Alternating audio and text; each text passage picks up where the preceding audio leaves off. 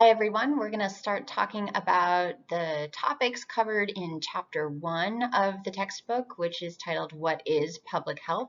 Some of this is going to be a little bit of review or expansion upon things that we did in our previous lecture, and some of it is going to be entirely new. So these are the main topics that are covered in the textbook, and so I'm going to structure today's lecture around that.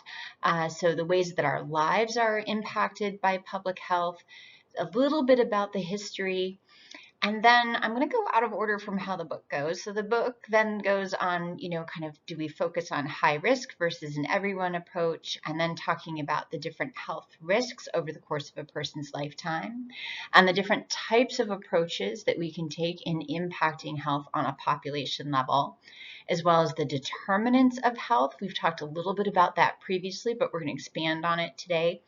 And then changes in population over time. So that's the order the book goes in. I'm going to go a little bit out of order because it made more sense to me, but I don't think you'll have trouble keeping up. So when we think about all the ways that public health impacts our daily lives, they are innumerable. And so the textbook does a really great job talking about all the different components of a day in the life and different ways that our health is improved or our safety is improved because of public health measures that are in place. So just a quick sampling, there are more in the book and you can come up with more on your own. Right, so wearing seatbelts has done more to decrease fatalities from motor vehicle accidents than almost anything. So making laws requiring the use of seatbelts has had a huge impact on our overall health as a population. Drinking water, safe, clean, healthy drinking water is crucial to the health of a population. Nutrition labels. So I'm old enough to know that they didn't always used to exist. So the ability to know what's in our food and how healthy it is or isn't is actually a relatively recent phenomenon. Sewage. So the handling of human waste and excreta is actually exceptionally important in terms of our health and well-being. There are many, many diseases that can be spread through sewage and fecal matter. So the fact that we have flush toilets and sewage treatment systems to take care of them, or septic systems to take care of them, has had a huge impact on our health and well-being. This is a picture of people smoking in a restaurant. So I am also old enough to remember days when smoking was allowed in restaurants, which seems absolutely crazy to us now. How can you even enjoy the taste and smell of your food if all you're smelling is cigarette smoke? But in fact, that used to be widespread and common. So yet another way that public health has improved the health of our communities. And then this is a picture of a Chinese food buffet. And so public health agencies are also important in regulating restaurants and making sure that they maintain their foods that are supposed to be cold at the appropriate cold temperatures, and foods that are supposed to be hot are maintained at the appropriate hot temperatures, and that they have appropriate sanitation measures in place to make sure that when you go to a restaurant, it is actually exceedingly unlikely nowadays that you will ever get food poisoning, which if you've traveled to some other nations that don't have as rigorous a public health oversight of their restaurants, perhaps you've had experience with this firsthand. So many ways that public health impacts our daily lives for the better. So the next thing I'm going to touch on is the history of public health. This is one of my favorite topics, and I am trying to keep myself to a very short snippet of time here because I could do a whole course on this. I think it's fascinating. So there is some excellent material in the textbook, as well as some of your media assignments focus on some of the highlights, some of the important figures and features of the history of public health.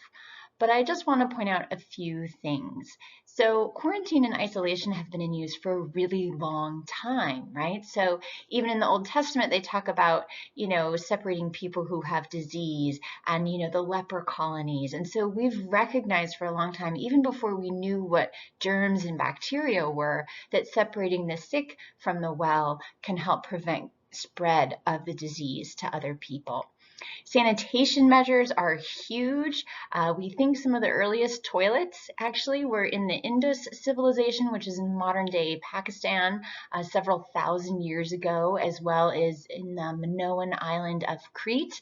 And then, of course, the Romans famously had a lot of public bathrooms and sanitation measures.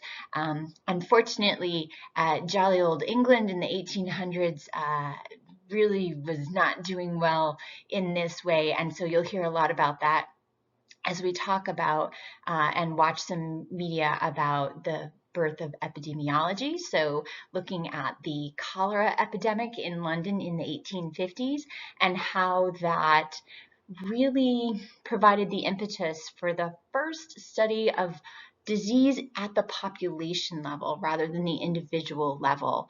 And so when you watch the video about the ghost map and Dr. John Snow, who was kind of the father of epidemiology and looking for patterns of disease in a population to help identify the potential causes, contributors, and determinants so that then you could intervene and improve the health of a population.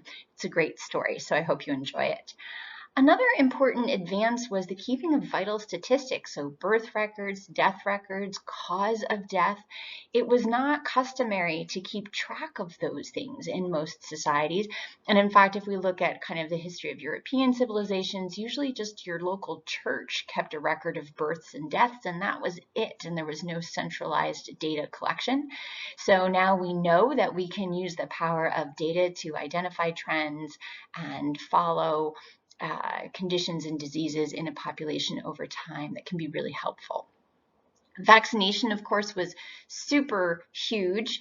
So Edward Jenner noticed that the milkmaids who often tended to the cows and often got infected with cowpox, right? So that was a zoonotic disease or a disease they caught from the animals, then seemed to have some protection against smallpox, which was a devastating disease that was often fatal in humans. And so he got the idea of inoculation. So he would purposefully give people small doses of smallpox, actually, in order to help them prevent them from getting severely ill if they were exposed to it again in the future. So that was pretty remarkable that people were willing to try that. And that happened even before we understood what germs were. So even before we understood how diseases, infectious diseases or communicable diseases, as they're often called, are actually transmitted, and that they're due to these little microbes or germs like bacteria and viruses.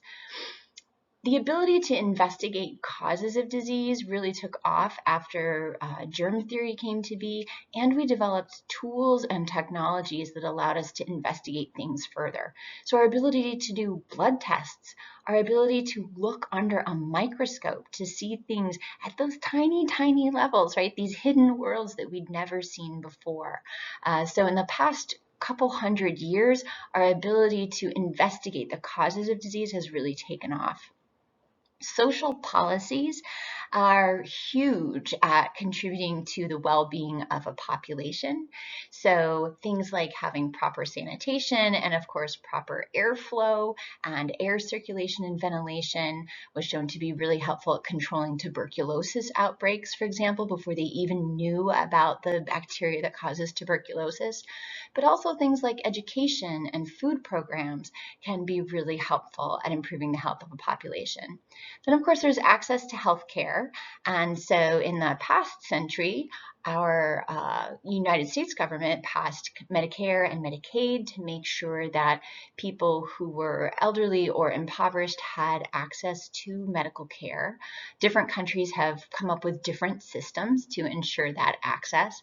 And then health promotion is kind of this idea of helping people to make healthier choices for their own individual health behaviors. So we have all of these things that have kind of transpired over the past thousands to hundreds of years that have improved our ability to positively impact health at the population or community level.